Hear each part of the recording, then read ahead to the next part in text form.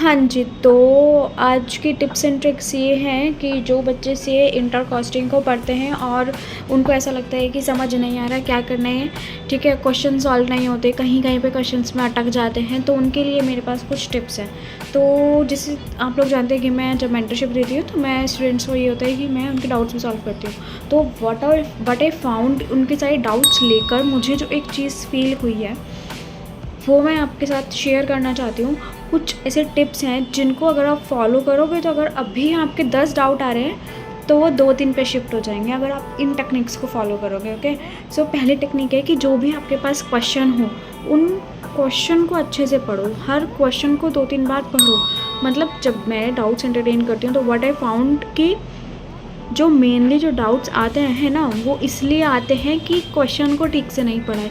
देखिए, CA inter की costing is not tough, उसमें जो है एक चीज़ ये है कि इंस्टीट्यूट ने क्वेश्चंस को इस तरह से ड्राफ्ट किया हुआ है कि अगर आप उनको ठीक से नहीं पढ़ेंगे तो आप फंस जाएंगे, ठीक है। तो आप गलत चीज़ें, ऐसा नहीं होता कि आपको नॉलेज नहीं होती, आपको पता होता है उसमें क्या करना है, लेकिन क्वेश्चन को इस तरह से फ्रेम किया हुआ होता है ना कि आप अटक जाते हो। आपको लगता है कि इसमें तो ये होना चाहिए, तो आप वही करके जाते हो और आपका एग्ज़ाम क्लियर नहीं हो पाता क्योंकि वो क्वेश्चन गलत होता है। तो हर एक क्वेश्चन में कोई ना कोई कैच, इंटर की पढ़ाई में सिर्फ एक यही चीज़ है, पढ़ाई मुश्किल नहीं है, बट उस चीज़ों को मोल्ड इस तरह से किया होता है कि बच्चा फंस जाता है।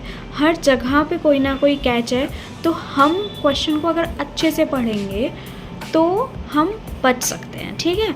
तो क्वेश्चन को आपको बहुत अच्छे से पढ़ना है, सारी चीज़ें, मतलब क्वेश्चन को अच्छे से पढ़ो और जो जो उसमें पॉइंट्स आपको मिल रहे हैं ना उनको आप नोटबुक पे नोट करते चला करो कि अभी ये बोल रहा है कि यहाँ से यहाँ तक का डिस्टेंस ट्रैवल करेगा या फिर इतने यूनिट्स बेच रहा है, कुछ भी जो भी क्वेश्चन बोलता जा रहा है उसको नोटिंग करते जाओ। एंड देन जब आपकी पूरी नोटिंग हो जाए, जब आप क्वेश्चन को अच्छे से समझ लो, पढ़ लो, उसके बाद क्वेश्चन को सॉल्व करना स्टार्ट करो, ठीक है।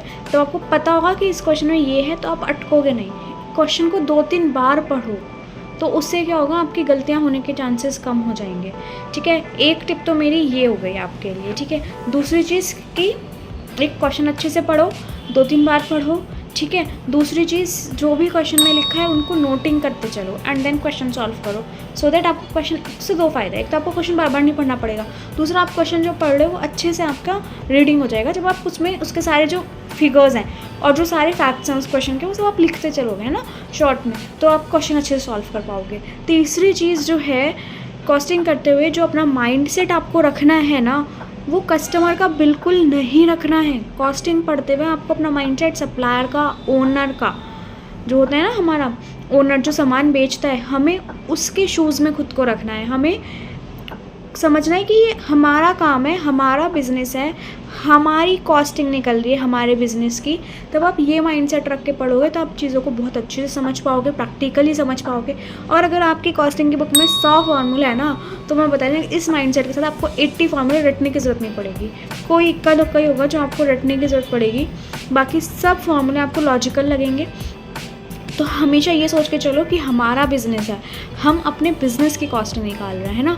कभी भी ऐसा मत समझो कि क्वेश्चन की तरह से उसको कभी मत पढ़ो, कॉस्टिंग को कभी भी क्वेश्चन की तरह से नहीं पढ़ना होता, उसको हमेशा प्रैक्टिकली सोच के पढ़ना होता है कि भाई हमारा बिज़नेस है, हमारे बिज़नेस में इतनी सेल हुई है, इतनी कॉस्टिंग आई है, ये सब कुछ है, हमें अपना प्रॉफिट निकालना है, ठीक है। हमें अपने लिए सोचना है कि हम कहाँ से कॉस्ट कटिंग कर सकते हैं। तो अपने आप को सोच के जब चलोगे ना तो क्वेश्चन गलत नहीं होगा क्योंकि और दिमाग भी तेज़ चलेगा। तो तीसरी टिप है ये, इन 3 टिप्स को हमेशा ध्यान में रखना। मैंने आपको चैलेंज कर सकती हूँ कि अगर आप इन चीज़ों को ध्यान में रखेंगे ना तो आपके 90% प्रॉब्लम सॉल्व हो जाएंगी। और एग्ज़ाम में जो होता है ना कि हमें लगता है कि यार हमने सब पढ़ लिया, हमें सब आता है, फिर भी हमारा क्लियर क्यों नहीं हो रहा, वो इसलिए नहीं होता क्योंकि आपको सब आता है बट आप क्वेश्चन को मिस इंटरप्रेट करके सॉल्व करके आए हो, ठीक है। उस आपकी नॉलेज पे कोई शक नहीं है कि आप नॉलेज आपको है, पता है सब कुछ करना, लेकिन आप क्वेश्चन ही गलत पढ़ लोगे तो आंसर तो गलत सॉल्व करोगे ही ना।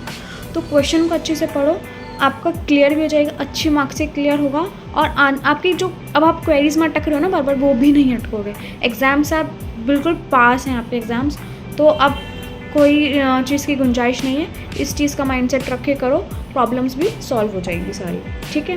Okay, so this is for today, bye bye.